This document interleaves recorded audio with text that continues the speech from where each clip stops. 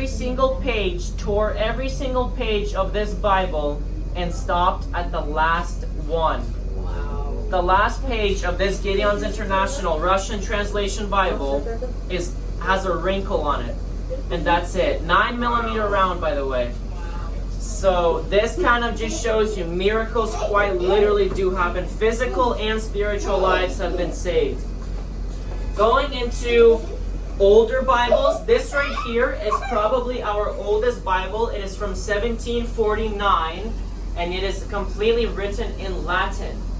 And we have new Bibles here, like action Bibles for kids, new Bibles with fancy magic tricks. So like, for instance, let's say you're reading the Bible just to say you've done it. You're not going to see anything, right? But let's say you kind of read it to get the history, get the morals out of it. You're going to kind of start seeing outlines, right? And then you read the Bible for its sole purpose, to know God. And then all of a sudden, everything is just picture perfect, clear. So that's pretty cool. I like it. You don't notice that? Let's see. Oh, you guys think we're done with the miracle part? No. This Bible was donated to us by a family.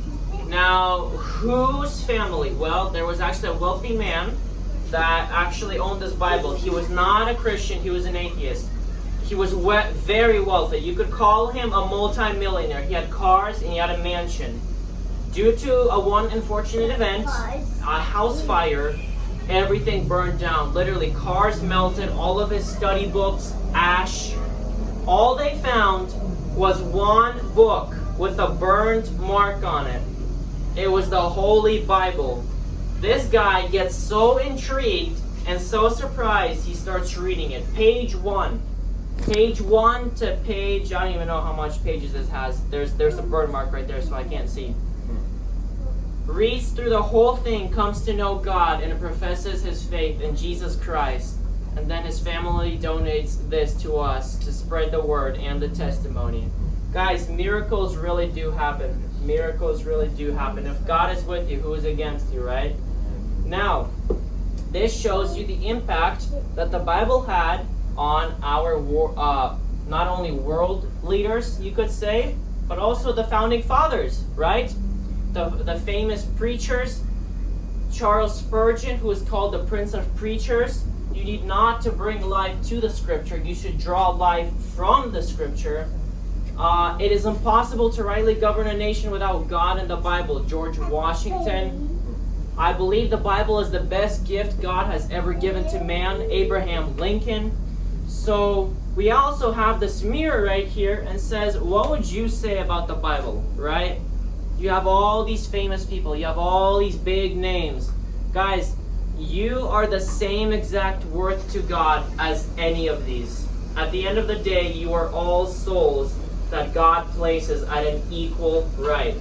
What would you guys say about the Bible? That's a personal question. What would you guys say? Everyone has their own response. But I would say, moving on to here, we have even more Bible collections. If you guys want to start scooting in. And we have our currency collection. We have from newer coins, like the 500 Years of Reformation coin, you know, Martin Luther. Delaware $50, Rhode Island $50, Pilgrim $50. So all of these have been bought off of auction. All of these are real. And then we get to the more old coins, like the Nero or the silver piece. For 30 of these, Jesus was betrayed. Can you believe that?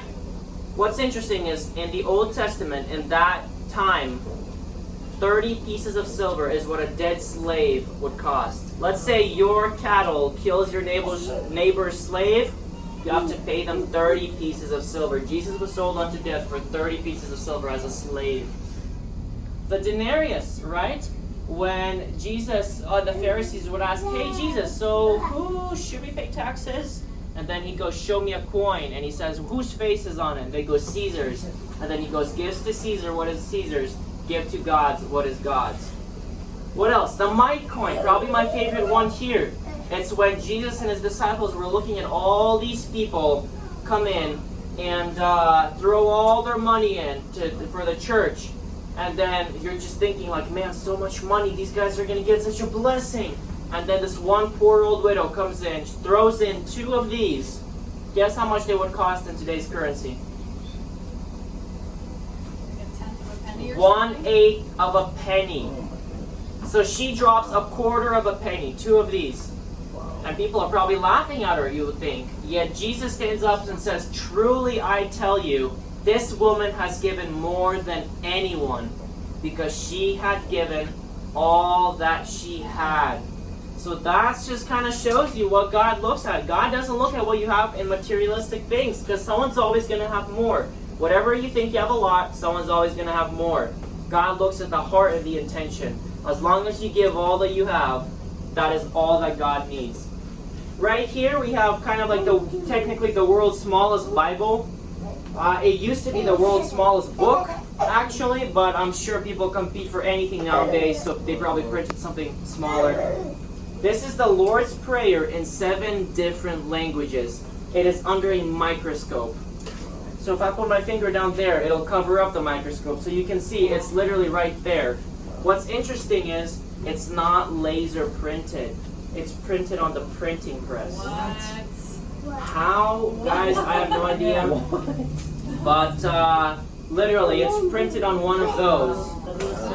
So that's pretty crazy. That is pretty crazy. Speaking of printing press, I'm gonna let you guys take a look at all of those, the coin currency and the world's smallest Bible, so that you guys don't miss a single thing. Yeah. And then I'm gonna get you guys started here.